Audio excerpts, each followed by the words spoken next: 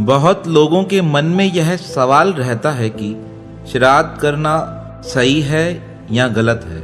उनके मन में अनेक विचार आते हैं, श्राद्ध करना चाहिए या नहीं करना चाहिए। इस प्रकार के अनेक सवाल हमें प्राप्त हुए। हम इन श्राद्धों के विषय में आपको 3 सच्ची प्रमाणिक घटनाएं बताने जा रहे हैं। एक घटना का जिक्र तो दिल्ली के मुख्य पत्र हिंदुस्तान में 8 फरवरी 1966 में प्रकाशित किया गया। दूसरी घटना जगन्नाथपुरी के महान महापुरुष स्वामी निरंजन देव जी के जीवन से जुड़ी हुई है। तीसरी घटना वृंदावन की महान भगवती मई पूज्य माता मां आनंदमयी के जीवन से संकलित है। यह तीनों घटनाएं हमें यह सिखाना चाहती हैं कि श्राद्ध करना चाहिए या नहीं करना चाहिए। पहले हम स्वामी निरंजन देव जी के जीवन से जुड़ी घटना का विस्तृत वर्णन करते हैं। एक बार जगन्नाथपुरी के महान महापुरुष स्वामी निरंजन देव जी किसी सत्संग सभा के आयोजन के लिए बिहार में सनातन धर्म का विशेष सम्मेलन हुआ। स्वामी जी वहां उपस्थित हुए। सत्संग समाप्त हुआ। सत्संग समाप्ति के पश्चात स्वामी निरंजन देव जी किसी भक्त के घर में पहुंचे। उस भक्त के घर में जैसे ही स्वामी जी का आगमन हुआ, उसी क्षेत्र की एक तमिल महिला स्वामी जी के चरणों में प्रणाम कर कहने लगी, हे महापुरुष, मैं आपको अपने जीवन की एक सच्ची घटना बताना चाहती हूँ।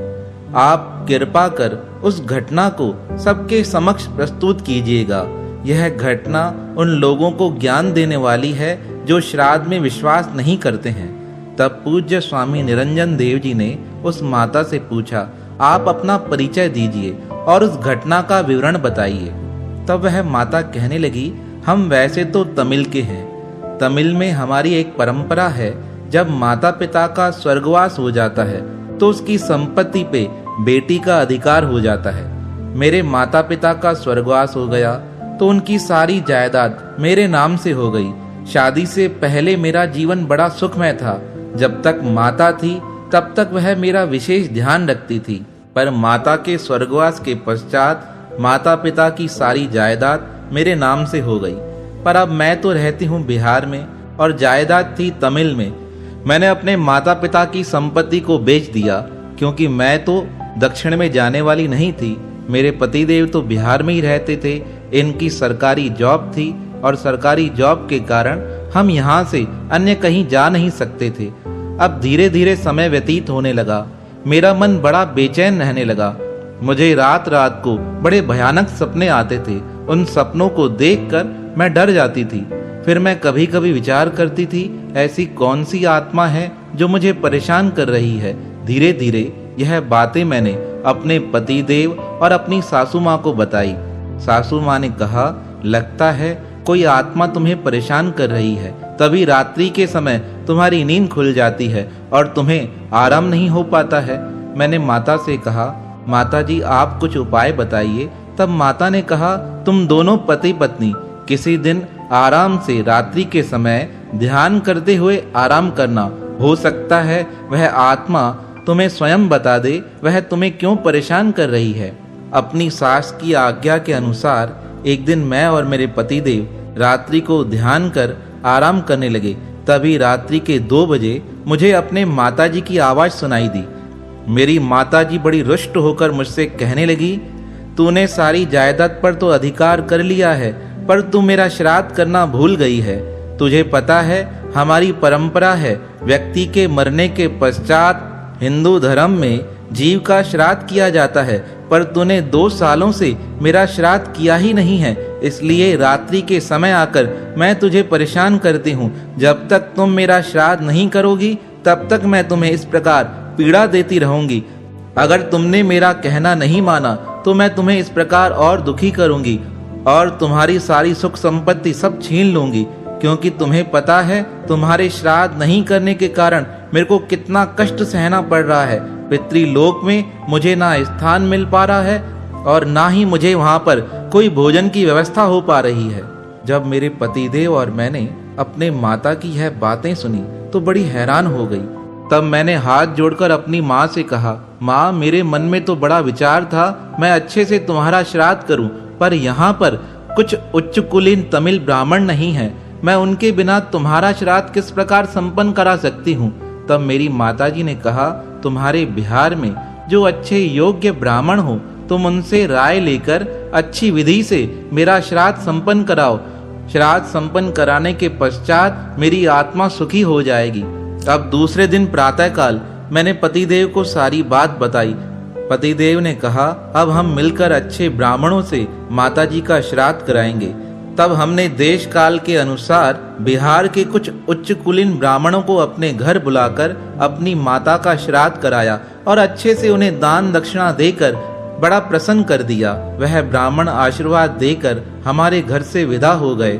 कुछ दिन व्यतीत होने लगे। रात्रि के समय मुझे अब वैसी परेशानी नहीं होती थी जैसी कि मुझे पहले हो रही थी। एक दिन मन में विचार हुआ, माताजी का श्राद्ध अच्छे से हुआ है या नहीं हुआ है, माता को वस्त्र मिले हैं या नहीं मिले हैं, उनको भोजन अब मिल रहा है या नहीं मिल रहा है। अनेक प्रकार के सवाल मेरे मन में उठने लगे। तब मैं रात्रि के समय अपनी माँ का चिंतन कर उन्हें कहने लगी, हे माताजी, क्या अब आपको सुख की अनुभूति प्राप्त हुई है? तब मेरी माताजी की वह आवाज मुझे पुनः सुनाई दी। माताजी कहने लगी, तुमने इतना अच्छा श्राद्ध किया है, मेरा सारा शरीर वस्त्रों से भर गया है, मुझे पितृलोक में स्थान भी मिल गया है, अब मेरे भोजन की व्यवस्था भी हो गई है, अब मुझे साल भर भोजन की आवश्यकता नहीं है, अब तुम हर साल याद से मेरे श्राद्ध को संपन्न करना। इस प्रकार सारी बात बताकर वह तमिल माता स्वामी निरंजन देव जी से कहने लगी, यह मेरे जीवन की सच्ची घटना है। मैं यह आपको इसलिए बताने आई थी क्योंकि आप महापुरुष हैं, आप जगह जगह धर्म का प्रचार करते हैं। मेरी इच्छा है यह घटना आप सबको बताएं। उन महापुरुषों के द्वारा यह जानकारी गीता प्रेस के पुस्तक में प्रकाशित की गई। एक अन्य घटना जो दिल्ली के हिंदुस्तान पत्र में प्रकाशित हुई 8 फरवरी 1966 को, जो भारतीय हिंदू धर्म के पुनर्जन्म सिद्धांत को सत्य प्रमाणित करती है। वह घटना इस प्रकार थी। रोहतक के गांव में चंचल कुमारी नाम की एक बच्ची ने जन्म लिया। वह बचपन से बड़ी शांत थी। जब वह 9 वर्ष की हुई, एक दिन उसकी माता किसी अन्य स्थान पर कथा सुनने गई थी। जब माता लौट कर आई तो उस चंचल कुमारी ने अपनी माता से पूछा, माता, आज कथा में क्या सुनकर आए? तो माता ने कहा, मुझे तो कुछ याद नहीं है। तब वह 9 साल की छोटी चंचल कुमारी अपनी माँ से कहने लगी, आपको तो कुछ भी याद नहीं है, पर माताजी, मुझे तो पूर्व जन्म का सारा वृतांत याद है। पहले तो माता ने उस बच्ची के बात पर ध्यान नहीं दिया।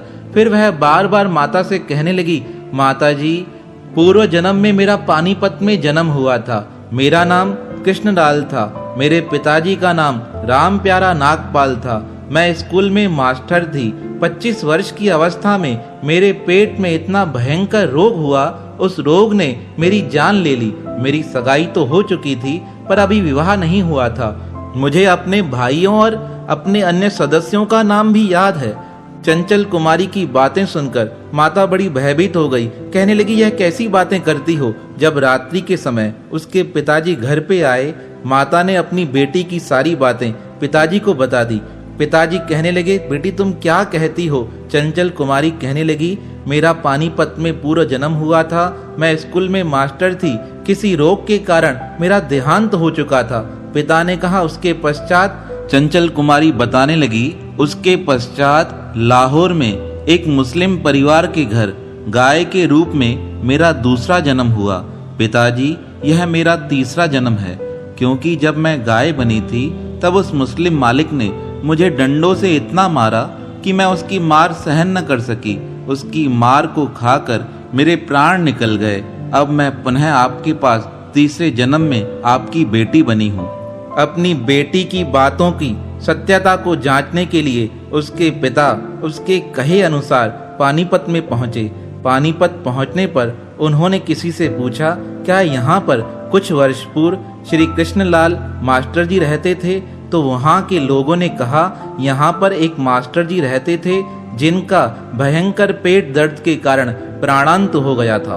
पानीपत के लोगों की बात सुनकर चंचल कुमारी के पिताजी को पूरा यकीन हो गया कि मेरी बेटी को पूर्व जन्म की सारी बातें याद हैं। तो हमारा भारतीय साहित्य पुनर्जन्म पर विश्वास करता है और पुनर्जन्म शास्त्रों में वर्णित है, तो इसलिए श्राद्धों का भी विशेष महत्व हो जाता है।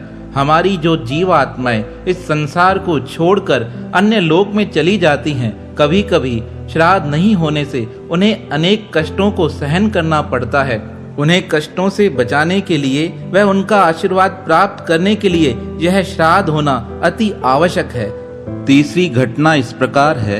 एक बार भारत की महान महापुरुष माँ आनंदमयी से किसी ने पूछा, अगर पूर्व कर्मानुसार किसी जीव का पुनः जन्म हुआ है तो क्या उसे भी श्राद्ध का फल प्राप्त होता है?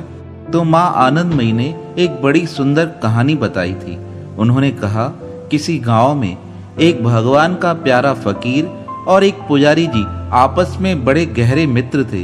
एक दिन वह पुजारी और वह भगवान के प्यारे भक्त कहीं से गुजर रहे थे। तब अचानक पुजारी जी को कटहल की खुशबू आई। कटहल की सुगंध का अनुभव प्राप्त कर पुजारी जी उस भक्त से कहने लगे, इस मौसम में कटहल तो आते नहीं है, फिर मुझे कटहल की यह सुगंध किस प्रकार प्राप्त हो रही है? तब भक्ति जी ने कहा, चलो गांव में देखकर आते हैं किसने कटहल की सब्जी बनाई है। तब वह दोनों भक्त और पुजारी जी एक स्थान पर आकर पहुंचे जहां से कटहल की बड़ी जोर से सुगंध आ रही थी। वह उस भक्त के घर में गए। वहां जाकर भक्त जी ने उस व्यक्ति से पूछा, आपने कटहल की सब्जी क्यों बनाई है? इस मौसम में तो कटहल आते नहीं हैं। तब वह व्यक्ति कहने लगा, आज मेरे पिताजी का श्राद्ध था, मैंने उनके निमित्त यह कटहल की सब्जी बनाई है, क्योंकि मेरे पिताजी को यह कटहल की सब्जी बड़ी पसंद थी। यह सारी बात सुनकर भक्ति जी को बड़े जोर से हंसी आ गई। वह पुजारी जी को अपने साथ लेकर घर से बाहर निकल आए। पुजारी ने कहा, हे भक्त महाराज, आप हंसते क्यों हो?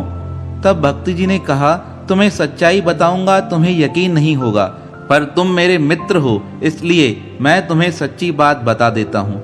जिस व्यक्ति के घर हम अभी चले थे, यह पूर्व जन्म में तुम्हारा बेटा था। इसने तुम्हारे ही निमित्त आज श्राद्धों का तर्पण किया है। उसे पता था पिछले जन्म में तुम्हें कटहल की सब्जी बड़ी पसंद थी, इसलिए उसने तुम्हारे श्राद्ध को संतुष्ट करने के निमित्त आज कटहल की सब्जी बनाई थी। इसलिए तुम्हें घूमते घूमते कटहल की वह सुगंध महसूस होने लगी। जब पंडित जी ने भक्ति जी की यह बात सुनी, वह बड़ा आश्चर्य करने लगा। पूछने लगा, क्या ऐसा भी हो सकता है? पूरा जन्म के पश्चात भी क्या व्यक्ति को श्राद्ध के फल की प्राप्ति हो जाती है? तब वह फकीर कहने लगा, हमारे हिंदू धर्म में श्राद्धों का बड़ा विशेष महत्व है। कई लोग अज्ञानवश श्राद्ध करना नहीं चाहते हैं, जबकि शास्त्रों में वर्णन है श्राद्धों का। श्राद्धों में की गई सारी क्रियाएं आपके पितरों को प्राप्त होती हैं और पितरों के आशीर्वाद से जीवन में संपन्नता और सुख की प्राप्ति होती है। हमने एक महापुरुष जी के मुखारविंद से बड़ी सुंदर बात सुनी। एक बार किसी ने उनसे पूछा था, क्या किसी व्यक्ति के पितृ मुक्त हो चुके हैं तो क्या उन्हें भी श्राद्ध करना चाहिए? और अगर वह श्राद्ध करेंगे तो उनका फल उनके पितरों को किस प्रकार प्राप्त होगा, क्योंकि वह तो मुक्त हो चुके हैं। तब महापुरुष जी ने बड़ा सुंदर उदाहरण देते हुए उस व्यक्ति को समझाया था कि जैसे तुम किसी व्यक्ति के नाम पत्र लिखते हो, वह पत्र लिखकर तुम उसके पते पर रवाना कर देते हो। अब जब तुम्हारा पत्र वहां पहुंचता है तो तुम्हें पता चलता है उस व्यक्ति ने घर बदल दिया है, तो वह पत्र उस व्यक्ति को तो मिलता नहीं, वह पत्र पुनः तुम्हारे पास वापस लौट कर आ जाता है। उसी प्रकार अगर किसी व्यक्ति के पितृगण मुक्त हो चुके हैं तो उनके लिए श्राद्ध के फल का कोई विशेष महत्व तो रहता नहीं है। तो श्राद्ध का फल उस व्यक्ति को ही प्राप्त होता है जो अपने पितरों के निमित्त यह श्राद्ध करता है। हाँ, पर एक बात और है, वह पितृगण प्रसन्न होकर उसे आशीर्वाद अवश्य देते हैं। इसलिए इस श्राद्ध पक्ष में पितरों के निमित्त श्राद्ध करने का विशेष महत्व हो जाता है। भले आपके पितृ मुक्त हो चुके हों, कैसी भी अवस्था में हो, फिर भी उनके निमित्त यह श्राद्ध अवश्य करना चाहिए। अनेक पुस्तकों में तो वर्णन इस प्रकार सुनने को मिलता है कि जब तक बच्चा 5 वर्ष का होता है तब तक उसे श्राद्धों का ही भोजन प्राप्त होता है। जिस प्रकार उसके परिवार वाले पिछले जन्म के अनुसार श्राद्ध करते हैं, वह भोजन ही उस 5 वर्ष के बालक को प्राप्त होता जाता है। अनेक पुस्तकों में अनेक बातों का इस प्रकार वर्णन है। हमारे गुरुजी से किसी भक्त ने शंका करते हुए पूछा था, हे गुरुदेव, इस लोक में करने वाला श्राद्ध का भोजन पितृलोक में किस प्रकार प्राप्त हो जाता है? तब हमारे गुरुदेव ने बड़ा सुंदर सा उदाहरण देते हुए बताया था, जिस प्रकार आप भारत से किसी को फोन करते हैं। अब फोन में तार तो है नहीं, बिना तार के वह फोन आपका कभी यूरोप लग जाता है, कभी जापान लग जाता है, कभी चीन लग जाता है। कभी सोचा है इस बारे में? पर आपकी बात हो जाती है, कहीं कोई कनेक्शन नहीं है, कोई तार नहीं है। तार के बिना भी आपकी बातें दूर बैठे व्यक्ति तक आराम से पहुंच जाती हैं। आप बताओ किस प्रकार वह बातें यहाँ से वहां जा पाती हैं? तब वह भक्त कहने लगा, महाराज, यह हवा अपने माध्यम से हमारी बातों को तरंगों के माध्यम से वहां तक पहुंचा देती है। तब गुरु महाराज ने हंसते हुए कहा, जब एक साधारण सी बात को हवा अपने माध्यम से यहाँ से वहां पहुंचा देती है, और यह श्राद्ध का विषय तो बड़ा भावात्मक है। यह हमारे हृदय की सच्ची भावनाएं पितृलोक में विराजमान हमारे पितरों तक पहुंच जाती हैं। वह भावनाओं के माध्यम से ही इस भोजन को स्वीकार करते हैं और अपने अंतर मन से हमें आशीर्वाद दे हमारा कल्याण करते हैं। इस विषय में शास्त्र ही प्रमाण है। हमारे शास्त्रों में जिन बातों का वर्णन किया गया है, उनका उसी अनुरूप पालन करना चाहिए जैसा उनके विषय में बताया गया है। हम जिन महापुरुषों को अपना आदर्श मानते हैं, उन परमात्मा प्रभु श्री राम ने भी अपने पिता श्री दशरथ जी का श्राद्ध तर्पण किया था। जब महाभारत का युद्ध समाप्त हो गया, तब भगवान श्री कृष्ण के कहे अनुसार पांडवों ने भी कौरवों का श्राद्ध तर्पण किया था। और श्री लक्ष्मी नारायण भगवान के विषय में तो एक बड़ा ही सुंदर प्रसंग आता है। उनकी कृपा से ही गया का वह स्थान निर्मित हुआ जहाँ पर सब लोग जाकर अपने पितरों का पिंडदान करके आते हैं। यह तो शास्त्र की परम सिद्ध बातें हैं। हम अपने बड़ों के आदर्शों पे चलकर अपने जीवन को सही दिशा प्रदान करें। आजकल कई विधर्मियों का हमारे धर्म पर बड़ा गहरा प्रभाव पड़ जाता है। उस प्रभाव के कारण हम अपने धर्म से हट जाते हैं। हमें अपने धर्म की मर्यादाओं में रहकर अपने पर्वों का पालन करना चाहिए। हमारे शास्त्रों ने जिन बातों का निर्देश दिया है, उन बातों का हरदम पालन करेंगे तो हमारा कल्याण हो जाएगा। तो यह श्राद्ध पर्व हमारे लिए करना अत्यंत अनिवार्य है। 3 सत्य घटनाओं के माध्यम से आपको इस विषय में समझ तो अवश्य आ ही गया होगा। मेरी आपसे यही प्रार्थना है, आप निरंतर प्रभु का सुमरन करते रहें। जिन बातों का शास्त्रों में वर्णन किया गया है, उनका अवश्य पालन करें। मैं पहली बार आपको एक बात कहने जा रहा हूँ। अगर आपको हमारी यह बातें, हमारी यह कहानियाँ पसंद आई हों, तो इसे अन्य भक्तों के साथ अवश्य शेयर कीजिएगा, क्योंकि यह सनातन धर्म का विषय है। इसलिए मैं चाहता हूँ इस विषय की जानकारी हमारे आने वाली पीढ़ियों को अवश्य होनी चाहिए। मेरे इस कार्य को आप अवश्य अन्य भक्तों तक पहुँचाएंगे, यही मेरी आपसे शुभेच्छा है।